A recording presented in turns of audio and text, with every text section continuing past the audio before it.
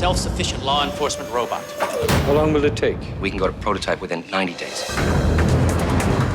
Where are you from? Metro South. Welcome to hell. All units, Sector 9. Dead or alive, you're coming with me. Thanks very much for chatting to us. Good morning to you both. Nice to be here with you.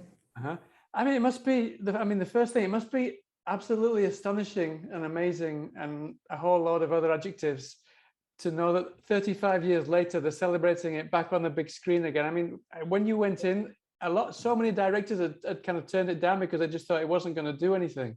And here we are 35 years talking about it back on the big screen. That must, what does that feel to you 35 years later, based on the initial kind of idea of this film? Well, first I'm thinking 35 years later, I'm that much older. So I think about that. But no, I do think it is astonishing and it's exciting and thrilling. And, you know, I love that so many people love this movie and have seen it so many times. And I would imagine there are new audiences discovering it, which is pretty great. You know, it really is wonderful. And just talking about those initial, sorry, Ashley, I just want to just add to that. I mean, I've mentioned there the initial reactions by a lot of the directors, because some pretty big directors were attached to it or invited to direct it, but they rejected it. What was your initial reaction? Because I understand that your first day on set was a little bit, you were kind of a bit taken aback about what they were filming and you weren't sure what you'd been roped into. Now, is that correct? I was reading that the first day that sounds a little goofy. I don't know where that came from. Because I read, well, it might be wrong, but it was some trivia I read that said that your first day was when they were filming the "It's Not My Problem" sitcom scene, and you were kind of a bit concerned. What's this about? Well, you know, I don't remember that. It's possible that I did get to Dallas and they said, "Oh, you want to go over to the set?" And I walked over to visit, and they were shooting it, and I probably did think, "Well, this is a little odd." I don't remember seeing it. It was, you know, just silly, but I wasn't worried. I wasn't worried at all. I knew by the time I got there, I really wanted to make this movie. And were you very aware of the kind of the satire at the time? Because I think it was kind of ahead of its time in terms of the satire that it was kind of getting out now across to the audience.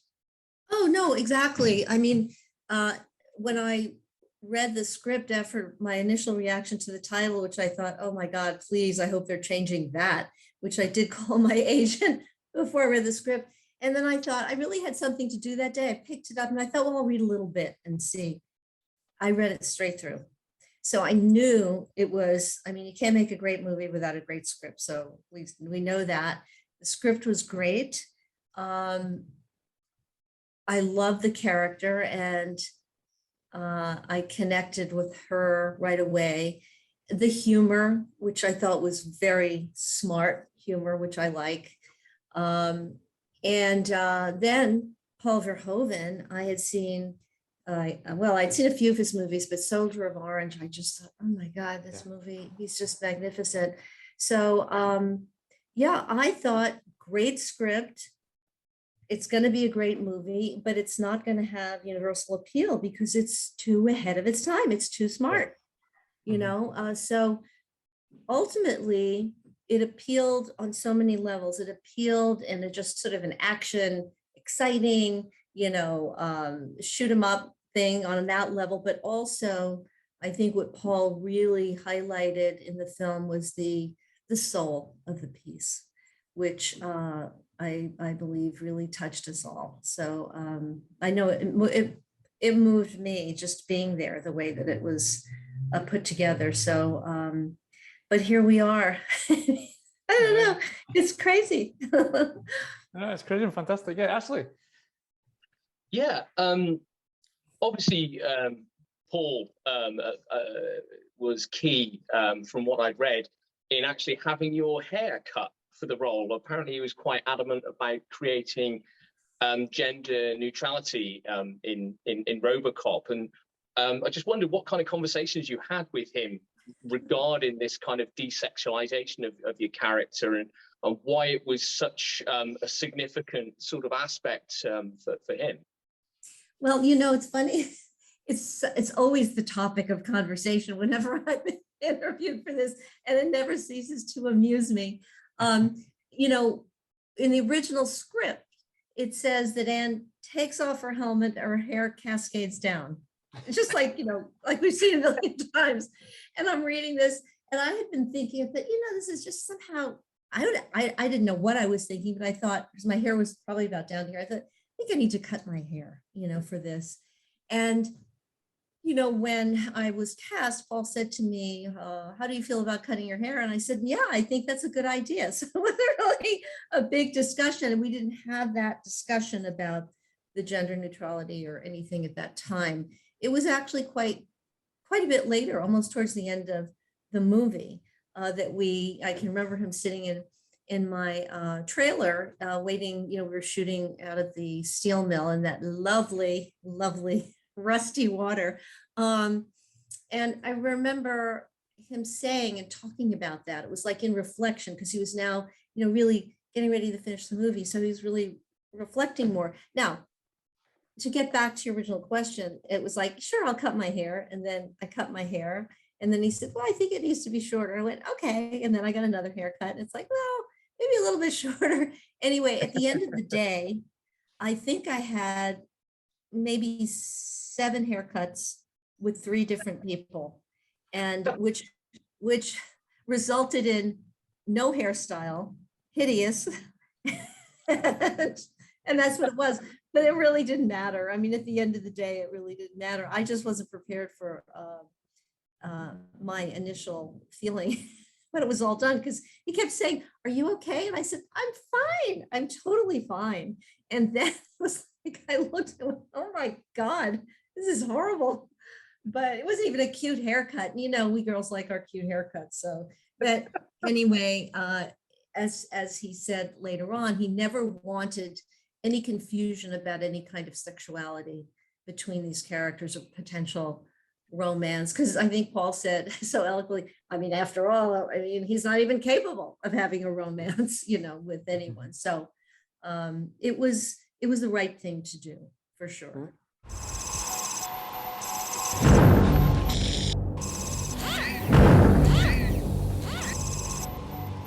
You're gonna be a bad mother. And then obviously something that was crucial to how well the film went down when it was released was the chemistry that you shared with your partner in crime, or against crime. But that must have been something really radically different for you and for Peter as well, because just because of the physicality of the role for him. Because I read that even when he was driving around the car, I think he was driving around in his boxer shorts, no, and kind of a lot. No, of the not his boxer shorts. It was No. like these black tights or something. I don't know, but it was. Just the physical. Boxer shorts. No. Maybe when I wasn't around, but I never saw it. but just the physicality of him being in this suit, which I think it took about 10 or 11 hours to get on now. So for him to work with the rest of the crew, and then you to work with him in this cumbersome suit must have been laying down the gauntlet for both of you in a big way, no? Well, I think that, the difficulty for Peter was that originally he was supposed to get the suit 2 weeks before we started shooting. That didn't happen. So we had already started shooting when the suit arrived. And so he hadn't had a chance to rehearse in it. And I just remember that day, we were all waiting about 10 hours for this suit to be like a little screw by screw put together on his body. And I just remember sitting in my trailer thinking, well, we're either going to be here for the next 6 months or they're shutting us down tomorrow. Neither happened. But I think the difficulty was it was molded to his body, but I think the heat was probably the worst offender in terms of the difficulty of it. And sometimes they just take the helmet off and try to hold air conditioning hose down to get some air into his body. I mean, he was sweating profusely and losing weight, because of it while we were shooting. For me, certainly wasn't a problem for me, because it actually gave me something more to work off of, Yeah. I mean, this being in this suit and that little slit across his eyes, which people say, oh, you couldn't see him. No, I could.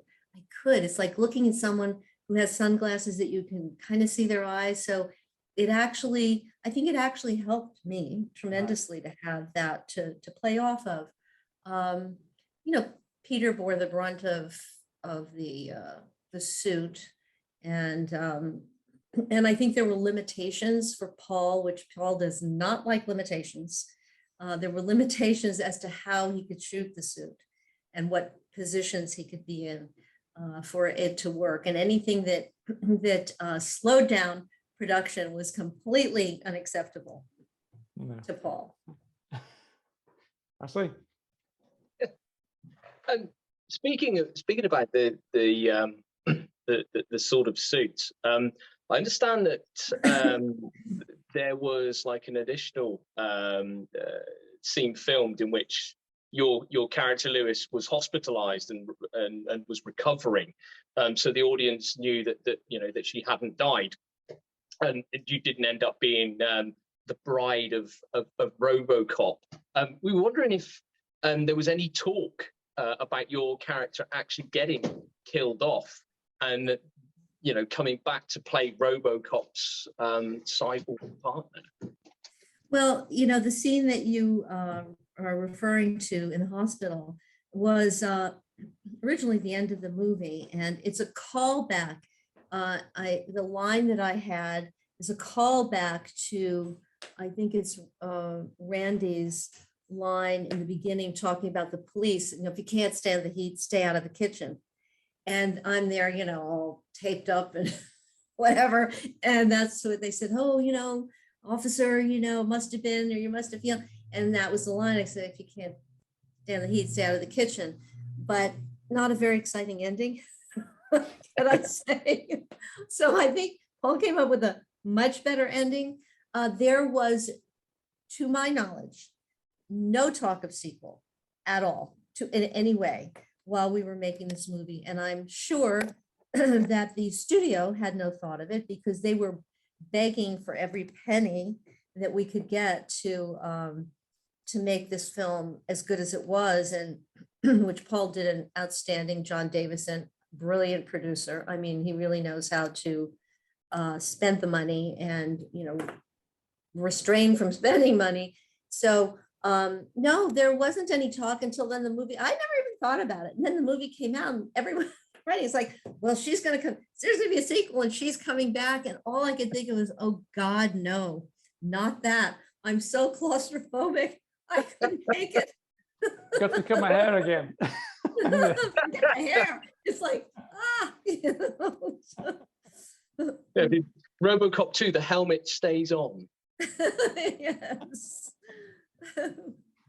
I mean, also talking about the you said there a little bit that if anything went wrong, Paul didn't like it at all. I understand that because Rob Bottin, he had a very specific idea about how he wanted the robot scenes to be shot. Now they didn't get on too great, but they then as soon as they realized that everything kind of came together perfectly in the final product, they made up and they even went on to make Total Recall together. But was it very kind of complicated on set, or was that something that you didn't see going on set?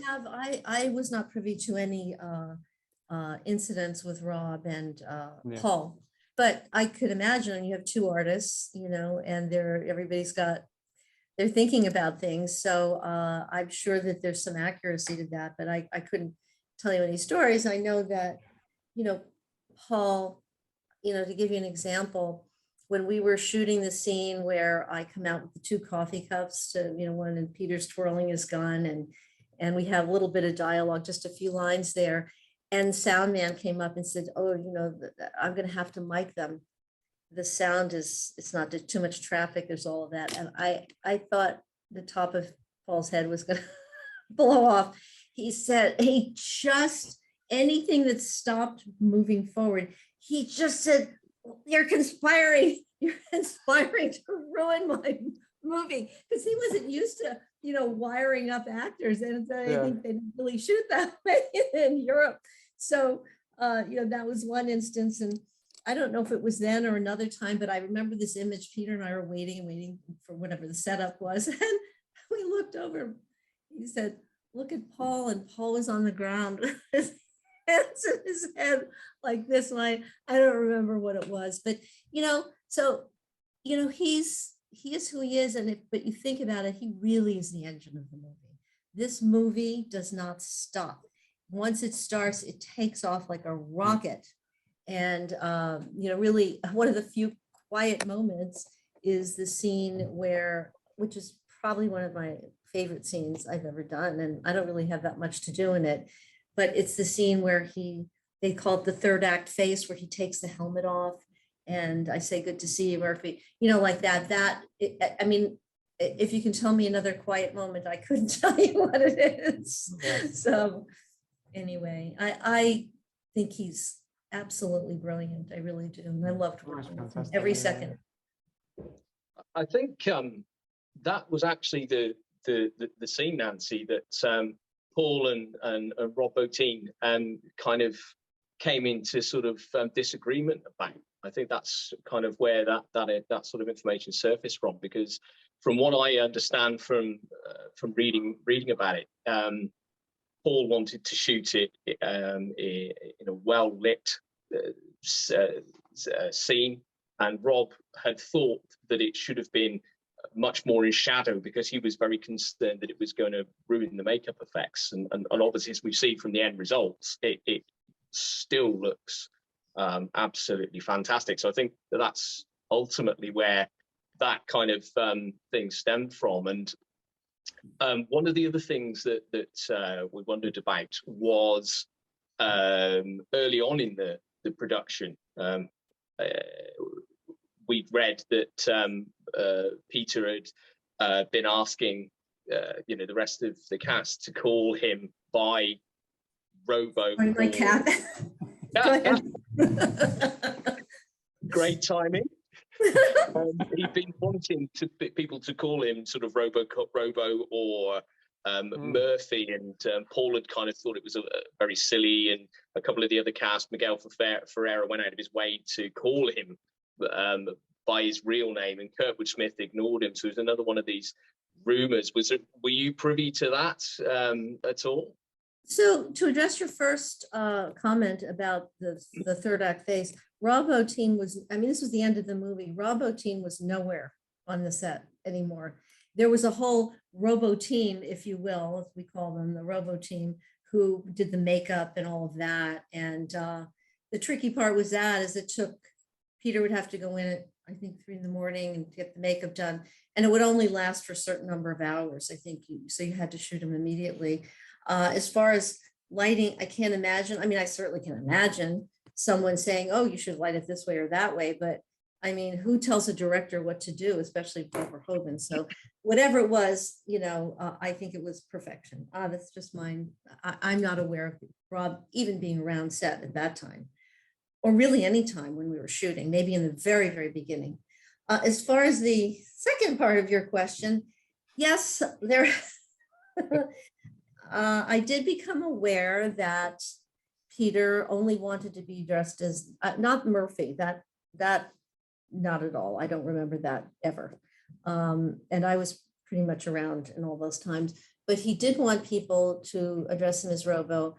2 people that I know of accommodated that.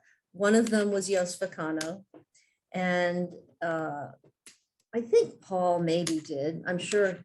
In the back of his mind this is a little ridiculous, but, I think, peace, getting your actor to perform. I never called him Robo or Murphy. My feeling was, she never sees him as that character. And so I just called him Peter. I'm not gonna lie. I just think it's just, come on. It's a robot. It's a suit. You know what I mean? Are we don't even know what we're acting when we're in this suit. Do we really know how deep your performance is? I don't know. It's a little bit.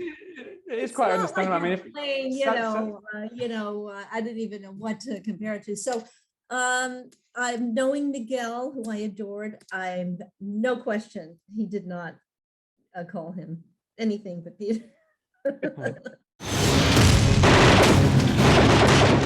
half man, This guy is really good. half machine, Robocop. What is he? he's a cyborg, you idiot. All hero. What are your prime directives? Protect the innocent. Let the woman go, or there will be trouble. Just wanted to briefly touch on the sequels, which obviously you came back for. They didn't obviously fare as well. Unfortunately, it was a law of diminishing returns with the second and third parts.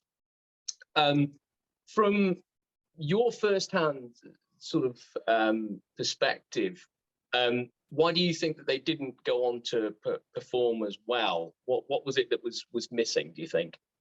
I think we can dismiss the third one altogether because they tried to do something, like make it a PG-13. Let's just say it's like Robo Light and has nothing to do with Robocop. So, whatever about that. That was just a big mistake from get-go. So let's dismiss that one. The second one, which is really, there's so much to say about that went wrong, starting with originally, I think his name is Tim Hunter, who did River's Edge. Is that the director who did River's Edge? I think so. He was the original director. There was a wonderful script, which I read and agreed to and do the movie. And then after agreeing to do the movie and closing the deal, then he was replaced. To this day, I don't know what happened, some sort of something with the studio. And he was replaced by Irvin Kershner, who the film took on the tone of his personality, which is mean and mean-spirited. There's really no heart and soul in that movie. It's just dark. And I don't know, some people like it, I guess. It just didn't have the humor of the first one. It really missed that, the cleverness, the humor. It was just like dark. And I saw it once because that was enough for me, because it was the worst experience of my career. He was just brutal to me, and I think destroyed my performance in it. So once was enough for me. And most letters that I get from people even today or are now messages on Facebook, people who loved RoboCop are still saying, well, what happened? What happened? So I don't know. What do you think of it? I don't know. I'm just happy that the first one's back again and in cinemas. That's what I've seen. Yeah. I mean, Ashley went to see it on the big screen. Was it last Friday? And he said it was just fantastic. Yeah. It was a wonderful experience, coming back to where you first started your conversation with Howard, and how it's finding a new audience through the generations. And the audience that were there were people of kind of my age, in mid-40s. There were people older than me, but there were also a much younger group of kind of sort of teenagers and people in their 20s. And I have seen the film countless times. I honestly couldn't tell you how many times I've seen it. I can sort of pretty much quote it verbatim. And to see it on the big screen with an audience and have everybody kind of laughing, and really getting into the spirit of it. It was almost like seeing it for the first time again. It was such a wonderful experience. And the picture looked amazing. The sound was amazing. It's 4K restoration. So they've done you all justice in shining things up. You all look fantastic. Well, you still look fantastic, but I may say so as well. It's wonderful to have it finding new audiences. So I'm sure you're sort of only too happy to hear that. And I wanted to just obviously address your question as well, which I know Howard's kind of sidestepped a little bit, but I understand in terms of the second one with its sort of darkness.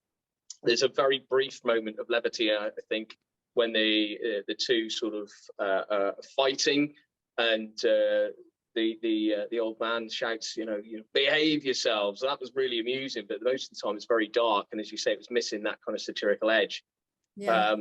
And the third one, I was out. Even I was only a teenager, and as soon as I saw a flying cyborg, I was out.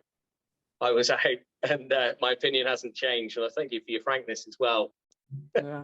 Mm-hmm. Yeah. And from a fan perspective, thank you for taking the time to speak to both myself and Howard. I know it means a lot to both of us. It was a key movie in our youth, so thank you very much. And we really do appreciate you sparing us the time. It hits the fanboy and the child in us just as much as it does the adults. So thank you. Thank you, Ashley. No, yeah, I was just saying the same to Ashley before. I watched it again last night here at home, and it just took me back to my childhood. And it was just like you said, it was just like I hadn't watched it for a few years, and it was like going back to I think I was 13 when it came out, and it took me back, and it was just fantastic. Yeah, hasn't it? It ages so well.